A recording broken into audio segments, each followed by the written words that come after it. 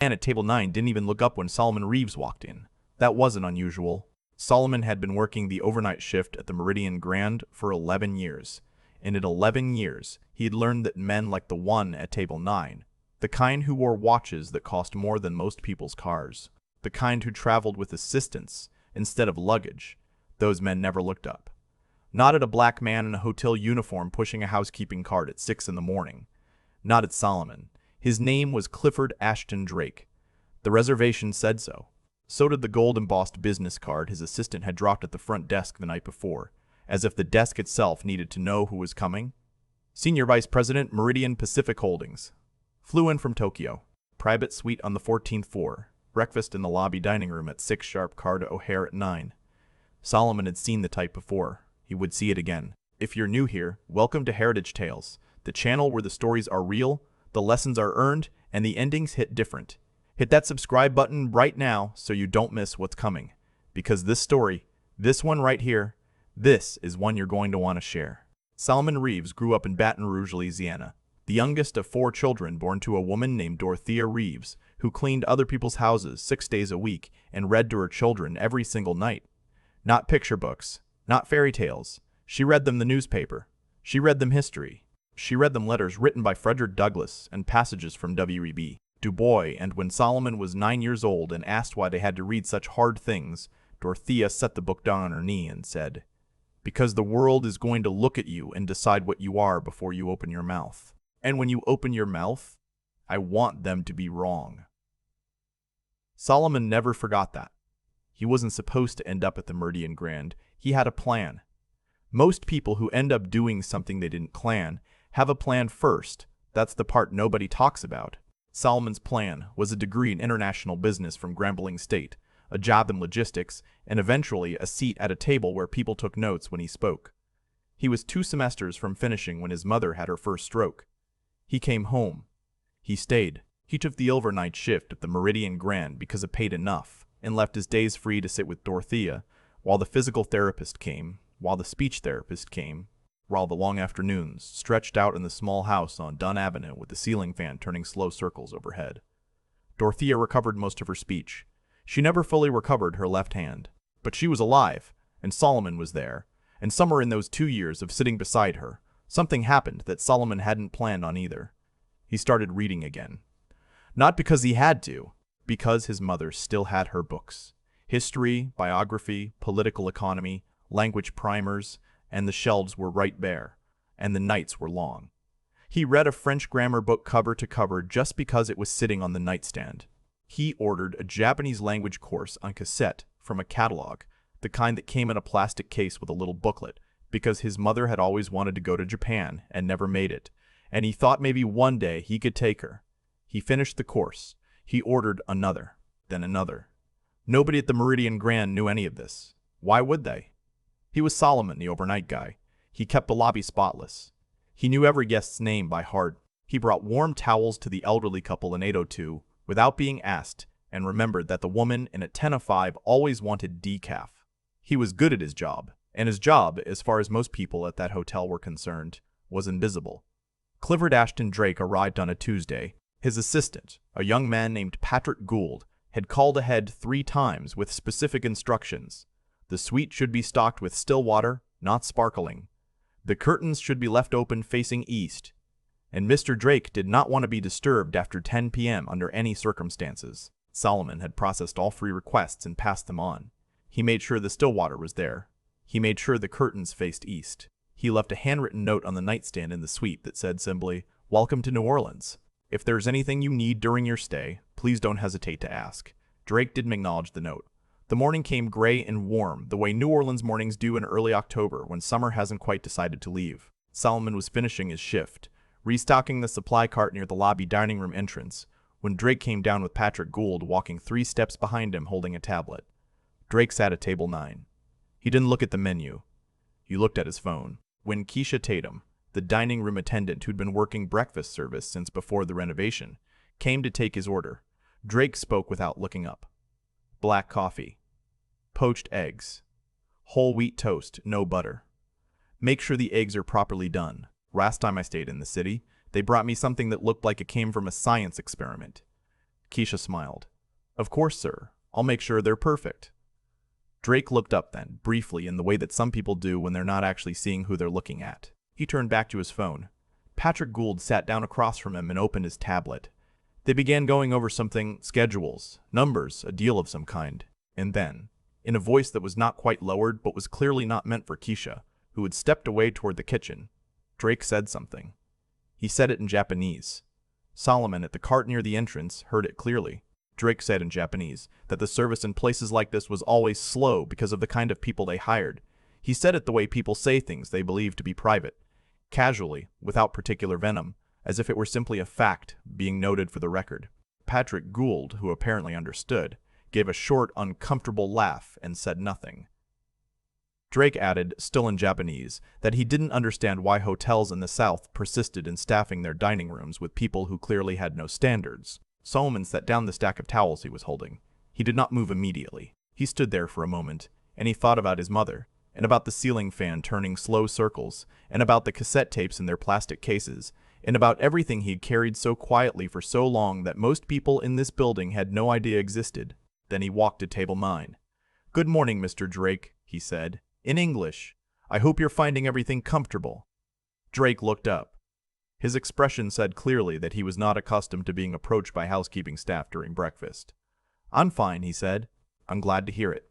Solomon nodded, and then, in Japanese, unhurried, precise, in the particular cadence of the Tokyo dialect he'd spent 3 years learning, he said, "I also wanted to let you know that the dining room staff at this hotel are among the most professional I've encountered in 20 years of hospitality. I'd be happy to relay any concerns you have about service directly to the general manager if you prefer." The silence that followed was the kind that has a physical weight. Drake's face did something complicated. The color shifted.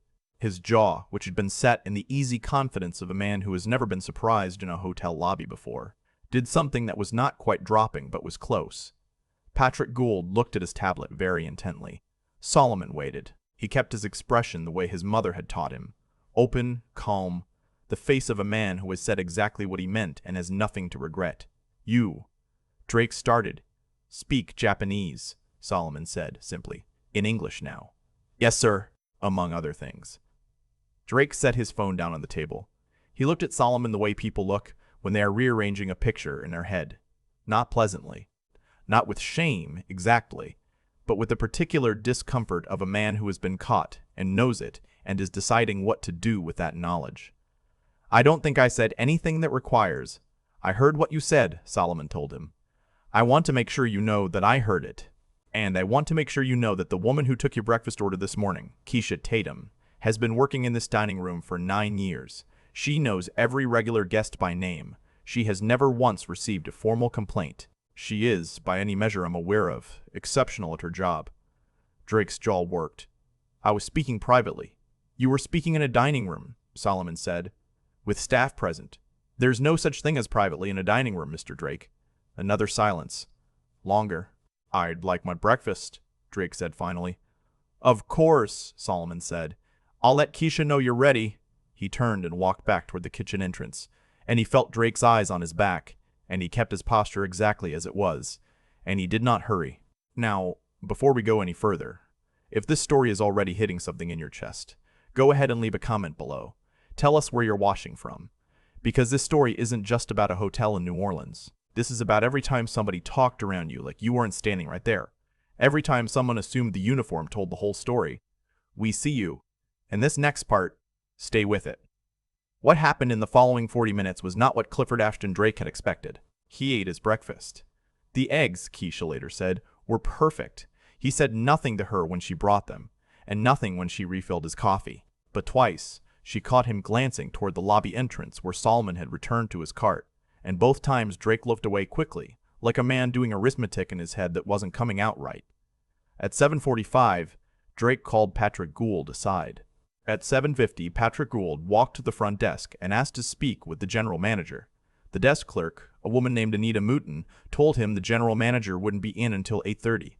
Patrick said they would wait. Marcus Webb, the general manager of the Meridian Grand, was a tall man from Shreveport who had been running hotels for 22 years. He arrived at 8:28. He was always early, and was met at the door by Patrick Gould, who explained that Mr. Drake wanted a word. Marcus listened to Patrick's account of the morning. his face giving nothing away the way experienced managers' faces never give anything away. Then he asked Patrick to wait, and he went to find Solomon, who was completing his checkout paperwork at the end of his shift. "Tell me what happened," Marcus said. Solomon told him. Exactly, calmly, without editorializing. He said what Drake had said in Japanese. He said what he had said in response. He said that he had said in response. He said that he had at no point raised his voice or made a scene, and that every word he had spoken was true. Marcus was quiet for a moment. "And you're certain about what you heard?" he said. "The Japanese." "Yes," Solomon said. Marcus nodded slowly. "All right," he said. "Go home, get some sleep. I'll handle this." Solomon went home. "Get some sleep. I'll handle this." Solomon went home. He was tired the way you're tired after something that took more from you than it should have had to. He sat in the kitchen of his apartment on St. Lean, Claude Avenue, and drank a cup of coffee and looked at the stack of books on the counter. A Japanese grammar reference, a French novel, a history of the Haitian Revolution, and he thought about Dorothea and the newspaper, and the lesson she had given him about opening his mouth. He thought he'd done right by it. Marcus Webb met with Clifford Ashton Drake at 9 o'clock in the conference room off the main lobby. Drake's car to O'Hare had been pushed. The meeting took 35 minutes. What was said in that room stayed in that room, as meeting rooms tend to do. But what happened after the meeting did not stay private.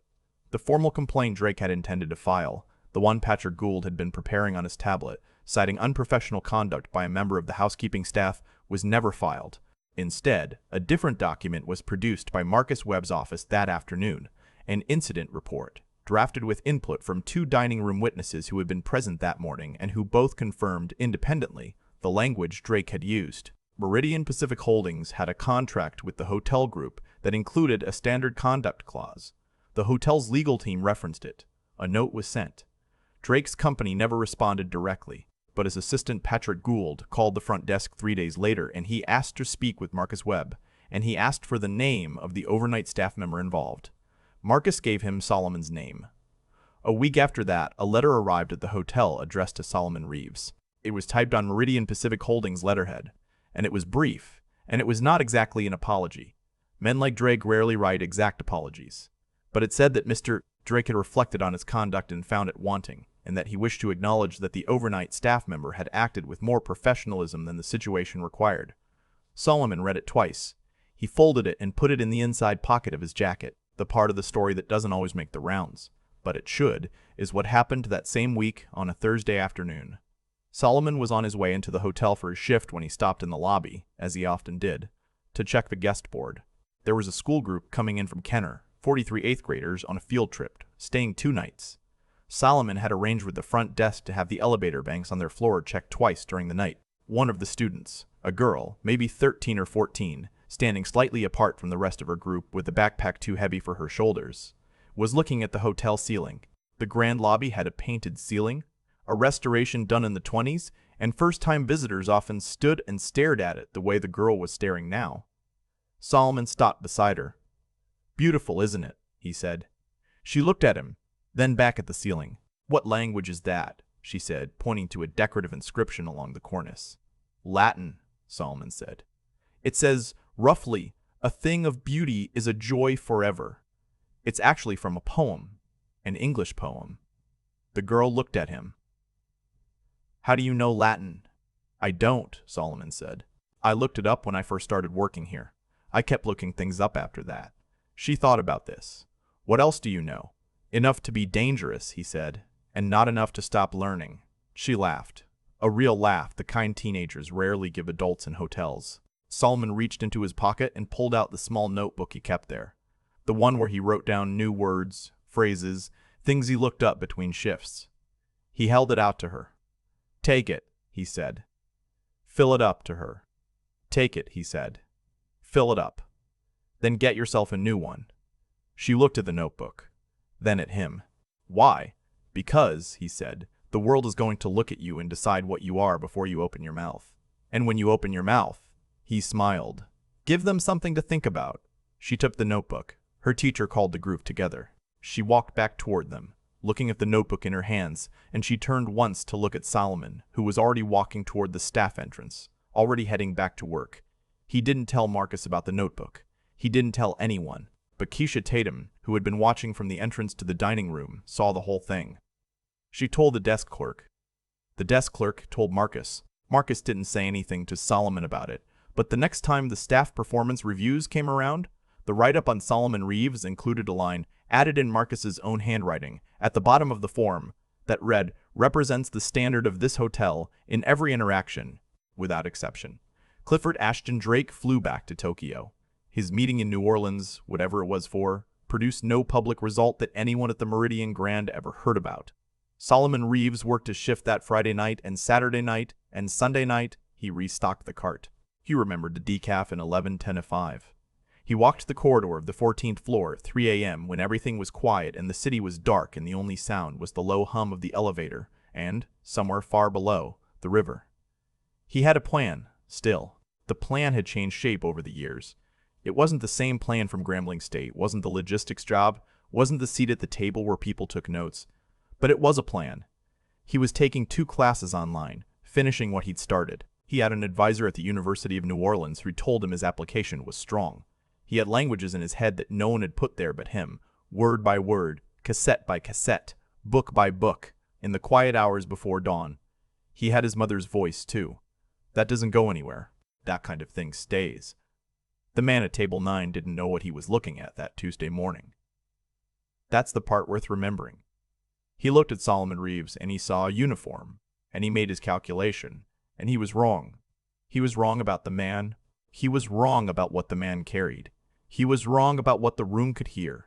And somewhere on a Thursday afternoon in a hotel lobby in New Orleans, a girl with a backpack too heavy for her shoulders is filling up a notebook. She doesn't know yet what she's going to need it for. She will. If this story meant something to you, if you've ever been underestimated, if you've ever worked somewhere that didn't see you, if you know someone who needed to hear this today, share it. Like it. Leave a comment below telling us where you're watching from, because this community stretches further than you know. We're Heritage Tales, and we'll see you in the next one.